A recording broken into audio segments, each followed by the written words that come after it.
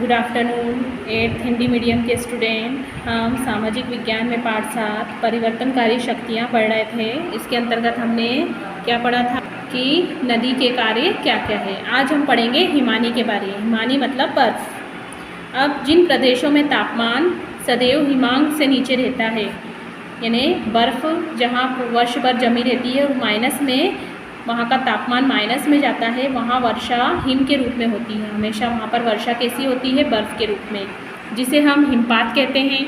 ऐसे प्रदेश हिमान आच्छादित प्रदेश भी कहलाते हैं।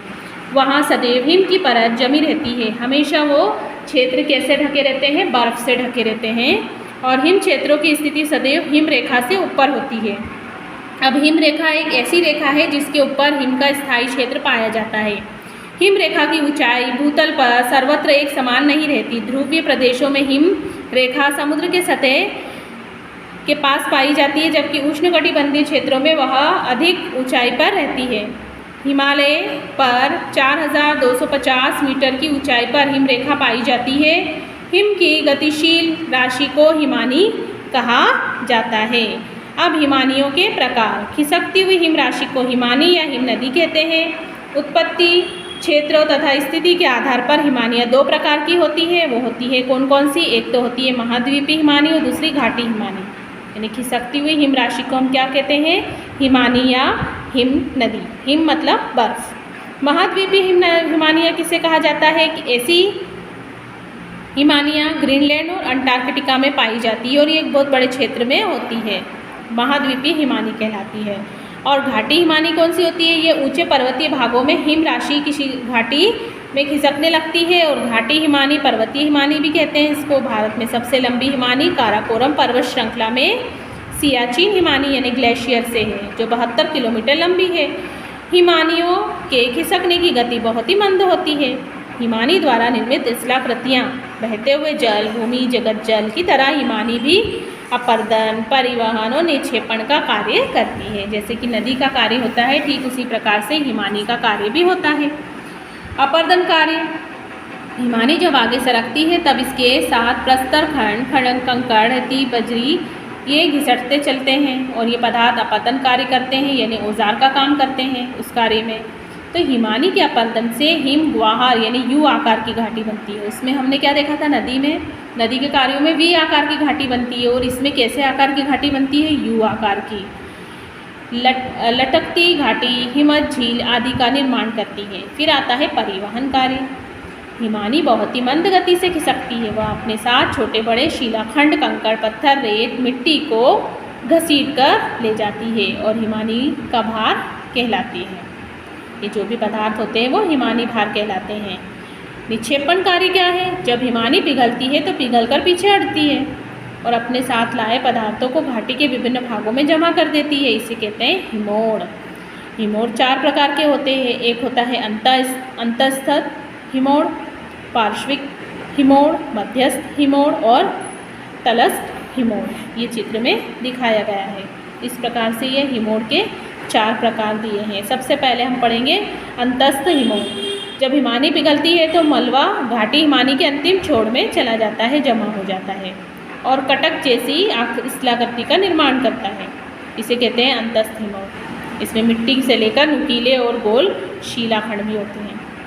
फिर आता है पार्श्विक हिमोड़।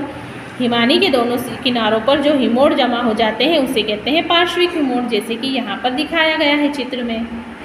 फिर आता है मध्यस्थ। मध्यस्थ यानी बीच में।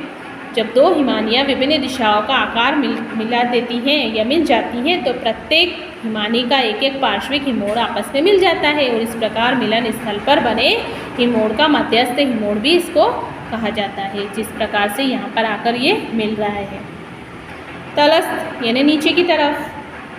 तो ये वे निक्षेपित पदार्थ हैं जो उन क्षेत्रों में जमा हो गए जो कभी हिमानियों से ढके थे। ये तभी दिखाई पड़ते जब हिमानियाँ पिघलकर जल के रूप में क्या करती है? बहने लगती है।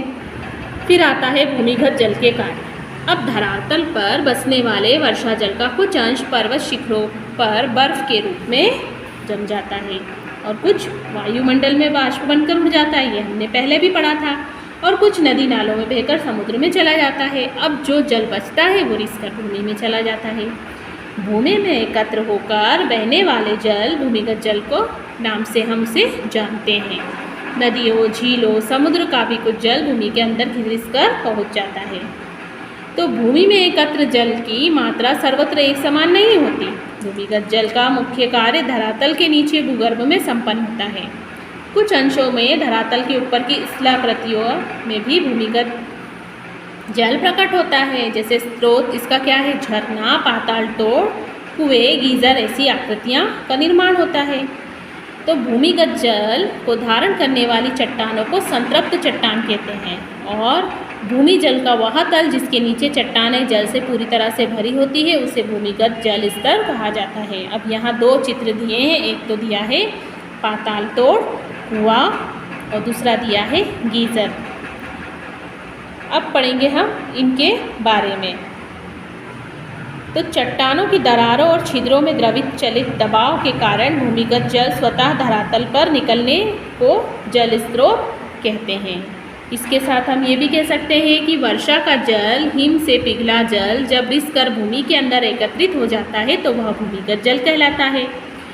अब इसमें ऐसी चट्टानें जिनमें जल आसानी से प्रवेश कर जाता है पारगम्य चट्टान कहलाती है और जिन चट्टानों में जल प्रवेश नहीं कर पाता वे अपारगम चट्टानें कहलाती है। जैसे कि यहाँ पर ये पाताल तोड़ जो कुआं है इसमें ये वाली चट्टानें अपारगम्य चट्टानें हैं और ये वाली चट्टानें पारगम्य चट्टानें जिसमें पानी क्या कर जाता है, प्रवेश कर जाता है और इसमें नहीं कर पाता है, नीचे की तरफ यहाँ पर प्रवेश नहीं कर पाता है। भूगर्भ स्थित जल भी ढलान की ओर प्रभावित होने लगता है। तो इसके बारे में और आगे हम अगली वीडियो में पढ़ेंगे। यहाँ तक गीज़र और ये पाताल तोड़ कुआं, यहाँ तक आपको चित्र भी समझना है और ये पार्ट आपको रीड भी करना है।